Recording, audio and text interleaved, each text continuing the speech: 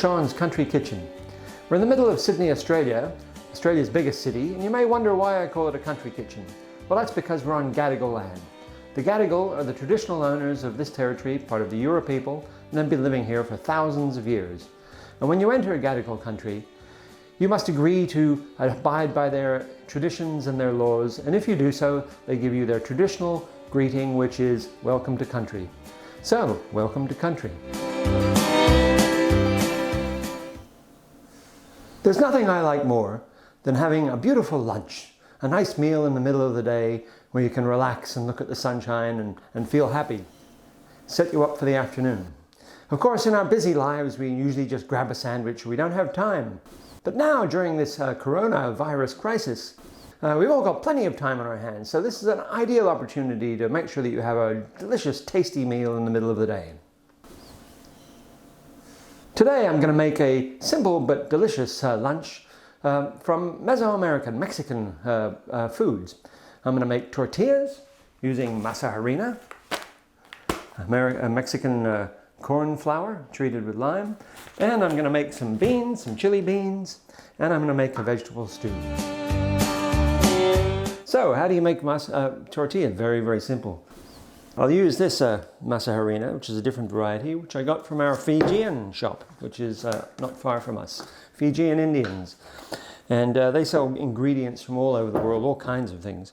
And so I'm going to take 2 cups of the flour. You can probably find masa harina somewhere in your city where you live. It's not that difficult to find. It's a very simple ingredient, very fine flour. So I'll just put in a couple of cups and just make a few tortillas today. And just a bit of salt. 1/4 teaspoon of salt. Mix it all up. And then add some water. Stir it up a bit and mix it all in. When it gets reasonably mixed, then just you can start to knead it a bit. It does need to be kneaded. So now I'll turn it out and make it into a big ball on the table. So you can see it's just a rough mix so far.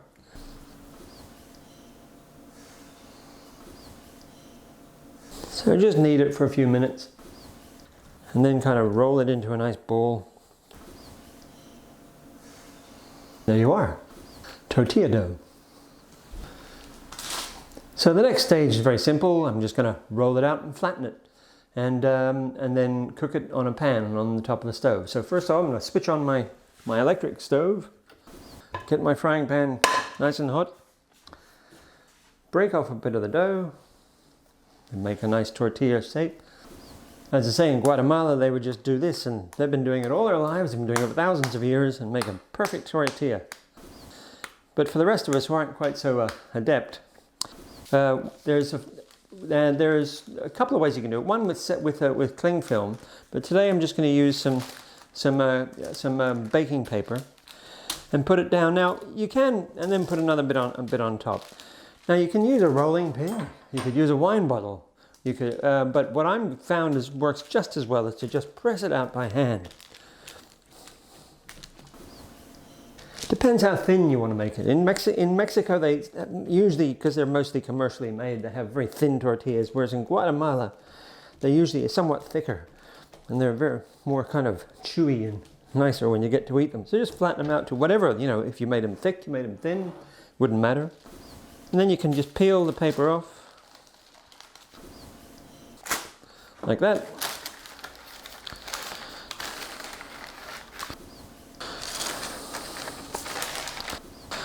I've also found it good to just put a bit of the flour on my hand and then it won't stick, and then peel the paper off that way. And there we are, we have a lovely tortilla. So this has been cooking for maybe 1 minute, 1.5 minutes, and now you can see it flows around and you can flip it over. Okay, that's cooked now. So, perfect tortilla. There's the aroma and smell. Beautiful. So you can put that aside in a cloth Keep it warm and moist, and then make up the rest of your tortillas. So that's the first part of our meal today. I'm going to make some chili beans. Not exactly the traditional Mexican way of doing it, but more or less. So first of all, I've got beans. Now, where do beans come from?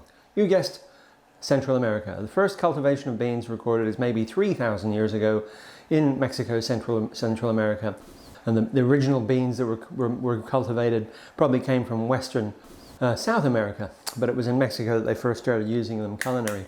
Of course, there are beans all over the world, different types of beans, and they've been cultivated in, everywhere. But the first place that they were cultivated was in Mexico. So I've just got a tin of Santa Rosa beans here, and I'm just going to put them into a dish. Put the whole tin in, why not? And then I'm going to add which the Mexicans do, which is some thyme. They put in thyme, and that combination of thyme with some chili is really nice. I don't know why, but put in some thyme. Now, some people say, you've heard it said, that variety is the spice of life. Not so. Chili is the spice of life. And here I've just got some Indian bird's eye chili, in powder form. You could put in, obviously you could get fresh chilies and chop them up. Or any type of chili you like and any kind of quantity you like. I like it reasonably hot. So I'm going to put in a quarter of a teaspoon here of this very hot Indian chili. Put in some salt, because you can't have les haricots in a pâte salée. So I put some salt on the beans, and then I'm going to mush them up. Okay, so now the beans are all mashed up. Now I put on some onions to cook in a small pot on the stove. So when the onions are getting caramelized, you can then just pour in your beans. So I'll just turn the heat down on that and let that on for a slow cook. I forgot an ingredient. One of the other things you put in the beans, which makes it really good, is some cumin. So I should have done that before. But some cumin and thyme and some chili is always nice. So I'll just grind up some cumin. Smells delicious. It will be delicious.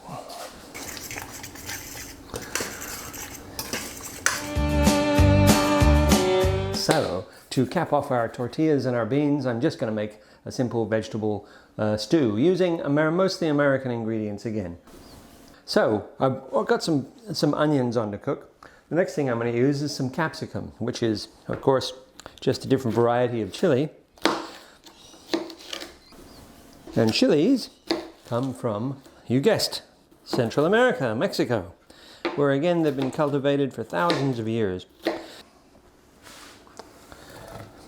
And as you know, countries all over the world really like it, such as Thailand and many other places. India, you think of them as being their food, but of course chili comes from Mexico.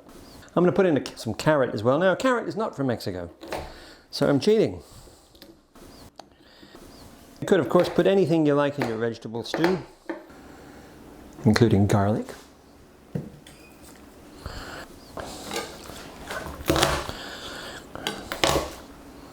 Now I'm going to add in another American ingredient, which is the third one in what they call the three sisters in American cultivation and cooking. And again, it's from Central America, and it's the squash. The Native Americans had a system of growing where they would grow together in like mounds. They would make a mound like this, and they would have corn growing up through the middle, and then around it they would have beans, and then they would have squash. Now the three different plants grow in three different ways, but they also do things like fixate the nitrogen in the soil, and so they're kind of self-nourishing. So they didn't need lots of chemicals. They didn't have the chemicals, but they didn't need them. Their method of fertilizing the soil and making all the plants grow and coming up with extremely nutritious food was to grow them together in what they call the three sisters. And this is a zucchini or a courgette, which is just a modern cultivar of those original Mesoamerican squash.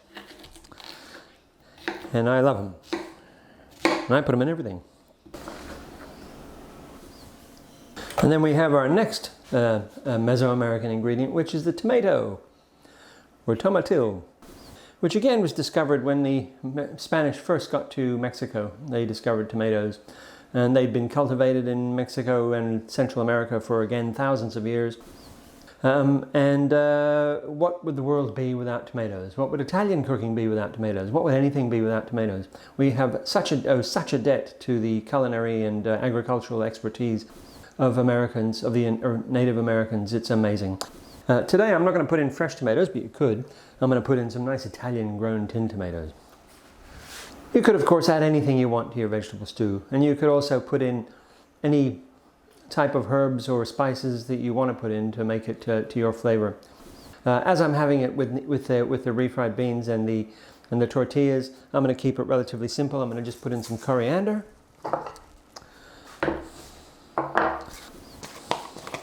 Oops! Normally I'd put in some more cumin, but I've already got cumin in the beans, so today I'll probably just put in the coriander and some chili and some salt. Just a bit of my garam masala mix, because I'm peculiar, and this is Uncle Sean's Country Kitchen. Put in some salt, some chili, why not? Give that a bit of a stir.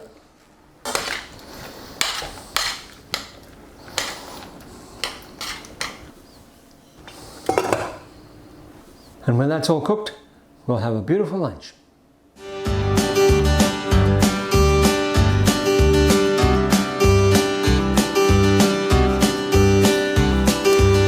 Okay, our last tortilla.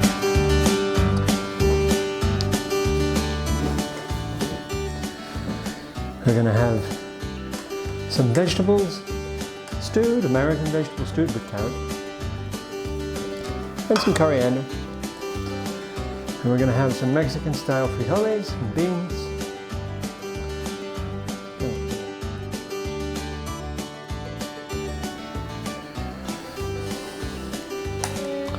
And here are our wonderful tortillas, Guatemalan style. Of course, I should be having a Mexican beer like a Corona, La Cerveza Más Fina. But instead I'm going to have some fine Australian wine that I bought at our local Aldi. So, bon appetit.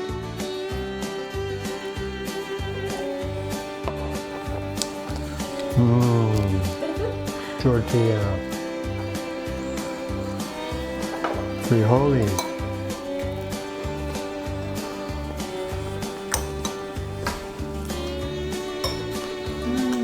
What do you think, Aunt Edie?